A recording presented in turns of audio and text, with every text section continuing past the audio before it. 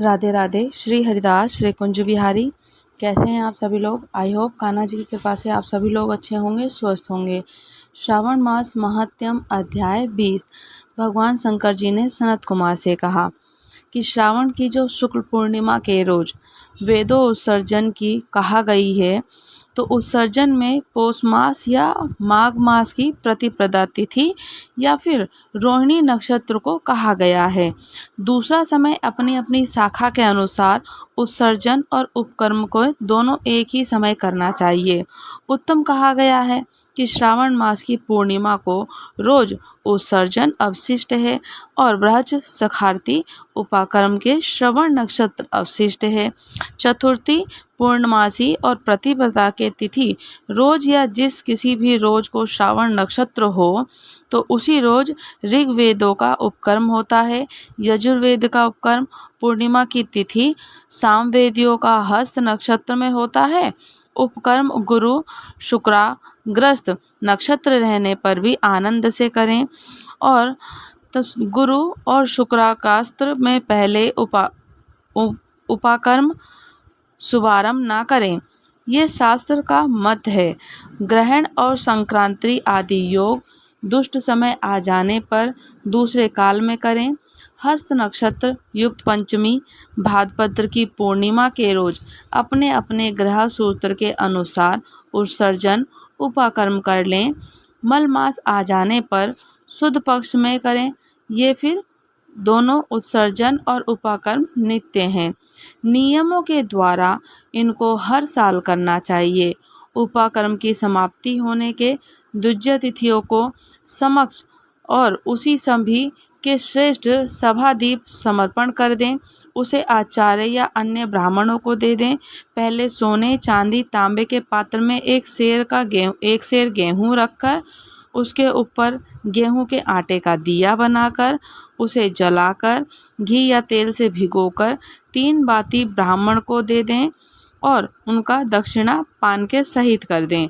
दिया ब्राह्मण का भोजन और दिया ब्राह्मण को पूजन किया, इस मंत्र को कह दें कि हे श्रेष्ठ, सभी दीप दक्षिणा पान सहित आपको दिया और इस सभादीप के देने से मेरे सब मनोरथ पूर्ण हो जाएं।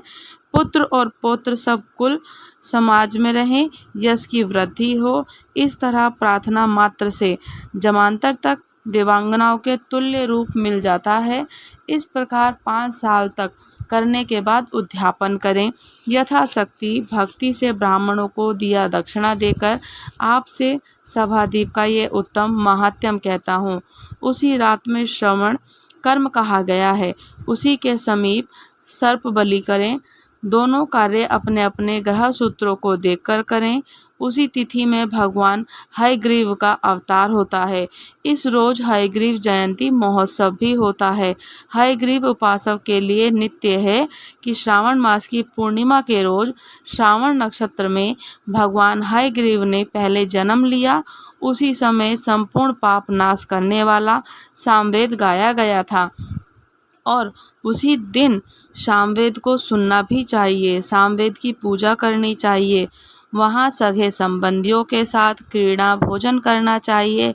हयग्रीव का अर्चन करना चाहिए। मंत्र जाप को सुनना चाहिए। शुरू में प्रणव योजना और प्रणव योजन का करना चाहिए। उसके बाद भगवते धर्माय कहकर चतुर्थंत आत्मविशोधन शब्द की योजना करनी चाहिए। फिर अंत में नमा शब्द कहना चाहिए।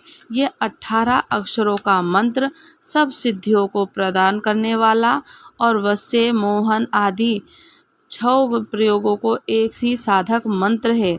इसका पशुचरण अक्षर संख्या के अनुसार 18,18,000 पर कलयुग में चौगुना करना चाहिए।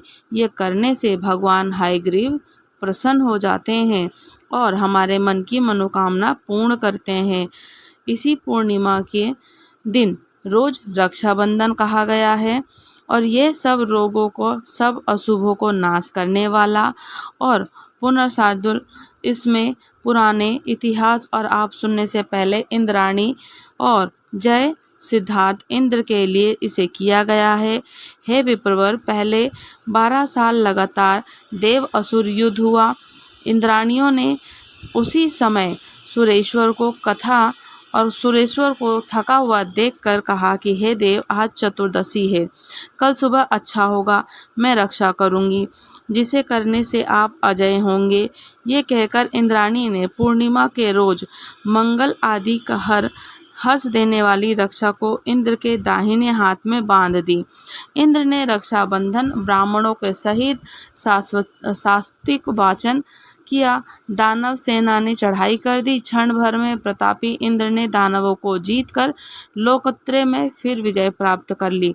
भगवान श्री सदाशिव बोले कि हे सनत कुमार, श्रावण मास की पूर्णिमा के दिन जो भी मनुष्य को प्रातःकाल ऋतु स्मृति विधान द्वारा स्नान करता है, संध्या में जाप करता है, पितृदेवता को ऋषि तर्पण करता है, सोने के पात्र की सुरक्षा बनाकर उसको सोने के सूत्र से बांधकर मोती आदि द्वारा विभूषित स्वच्छ रेशमी के बने विचित्र ग्रंथि युक्त पत्र गुच्छे से सुशोभित कर सरसों चावल को अंदर भरकर गर्भ में रखकर उसे आकर्षक बनाता है, वह पहला कलश रखकर उसके ऊपर पूर्ण पात्र में रक्षा रखनी चाहिए।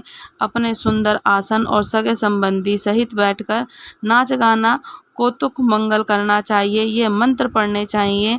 येन बुद्धो बलि राजा दानवेंद्रो महाबले तने धामनी रक्षो माचल ममचल।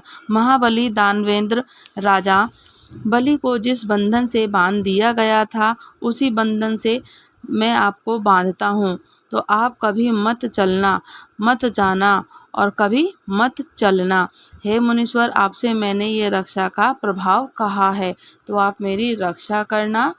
श्रावण मास महत्यम अध्याय 20 समाप्त हुआ। अगर आप लोग हमारे चैनल पर नए हैं तो चैनल को लाइक शेयर सब्सक्राइब करना बिल्कुल भी ना भूलें और कमेंट्स करके ज़रूर बताइएगा कि आपको कथा कैसी लगती है। राधे राधे। श्री हरिदास श्री कुंज बिहारी।